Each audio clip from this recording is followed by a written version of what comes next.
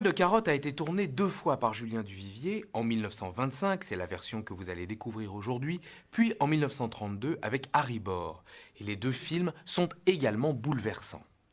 Lorsque la société marseillaise Fossea décide de produire un film inspiré du récit éponyme de Jules Renard, elle pense naturellement à Jacques Feder, qui vient de réaliser l'année précédente Visage d'enfant, un autre drame de l'enfance. Feder, séduit par l'idée, écrira une première version qui ne verra jamais le jour. Reprenant le projet, les films Legrand, déjà producteur du Crinquebille de Jacques Feder, proposent ce roman, réputé infilmable, à Julien Duvivier, qui l'adaptera seul, ayant cependant scrupule à s'écarter du traitement de Feder. Tourné en été 1925 dans les Hautes-Alpes et non dans le Morvan où se situait l'action du roman de Jules Renard, le film sera présenté à la presse le 22 décembre 1925. Les critiques seront pour l'essentiel laudatifs, même si certains contestent les modifications que Duvivier apporte du point de vue cinématographique, comme la transposition du lieu de l'action, l'anecdote d'une amie vénale du frère Félix ou une narration beaucoup plus linéaire que celle du roman.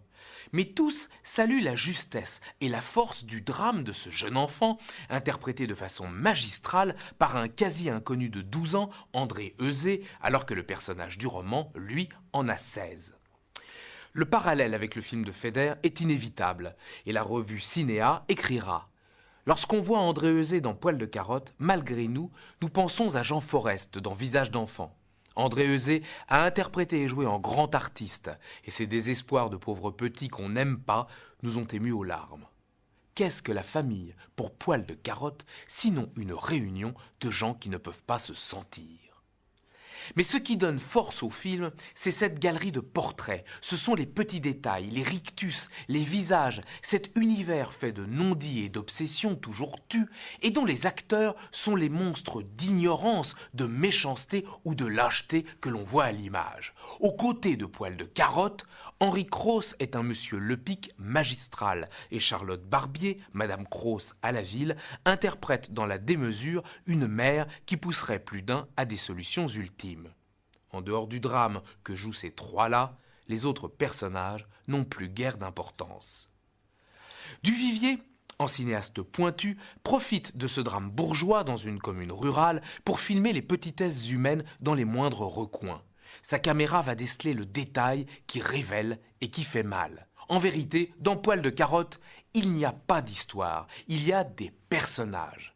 Un jour chasse l'autre, la comédie humaine suit son cours, le temps est comme arrêté, et c'est pour le remettre en marche que paradoxalement, Poil de carotte n'aura d'autre choix que de penser au suicide.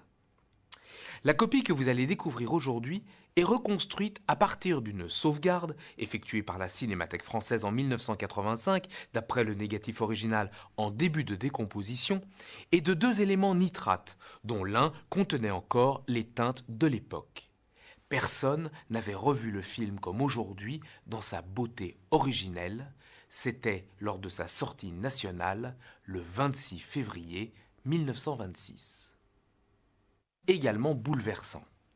Lorsque la société marseillaise Fossea décide de produire un film inspiré du récit éponyme de Jules Renard, elle pense naturellement à Jacques Feder, qui vient de réaliser l'année précédente Visage d'enfant, un autre drame de l'enfance. Feder, séduit par l'idée, écrira une première version qui ne verra jamais le jour. Reprenant le projet, les films Legrand, déjà producteur du Crinquebille de Jacques Feder, proposent ce roman, réputé infilmable, à Julien Duvivier, qui l'adaptera seul, ayant cependant scrupule à s'écarter du traitement de Feder. Tourné en été 1925 dans les Hautes-Alpes et non dans le Morvan où se situait l'action du roman de Jules Renard, le film sera présenté à la presse le 22 décembre 1925. Les critiques seront pour l'essentiel laudatifs, même si certains contestent les modifications que Duvivier apporte du point de vue cinématographique, comme la transposition du lieu de l'action, l'anecdote d'une amie vénale du frère Félix ou une narration beaucoup plus linéaire que celle du roman. Mais tous saluent la justesse et la force du drame de ce jeune enfant, interprété de façon magistrale par un quasi-inconnu de 12 ans, André Euzé, alors que le personnage du roman, lui, en a 16. Le parallèle avec le film de Feder est inévitable, et la revue Cinéa écrira « Lorsqu'on voit André Euzé dans Poil de carotte, malgré nous, nous pensons à Jean Forest dans Visage d'enfant. André Euzé a interprété et joué en grand artiste, et ces désespoirs de pauvres petits qu'on n'aime pas nous ont émus aux larmes. Qu'est-ce que la famille pour Poil de Carotte, sinon une réunion de gens qui ne peuvent pas se sentir? Mais ce qui donne force au film, c'est cette galerie de portraits. Ce sont les petits détails, les rictus, les visages, cet univers fait de non-dits et d'obsessions toujours tues, et dont les acteurs sont les monstres d'ignorance, de méchanceté ou de lâcheté que l'on voit à l'image. Aux côtés de Poil de Carotte, Henri Cros est un monsieur Lepic magistral, et Charlotte Barbier, Madame Cros à la ville, interprète dans la démesure une mère qui pousserait plus d'un à des solutions ultimes. En dehors du drame que jouent ces trois-là, les autres personnages n'ont plus guère d'importance. Duvivier, en cinéaste pointu, profite de ce drame bourgeois dans une commune rurale pour filmer les petitesses humaines dans les moindres recoins. Sa caméra va déceler le détail qui révèle et qui fait mal. En vérité, dans Poil de Carotte, il n'y a pas d'histoire, il y a des personnages.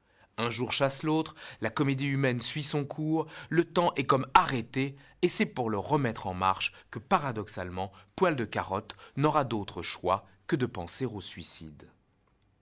La copie que vous allez découvrir aujourd'hui est reconstruite à partir d'une sauvegarde effectuée par la Cinémathèque française en 1985 d'après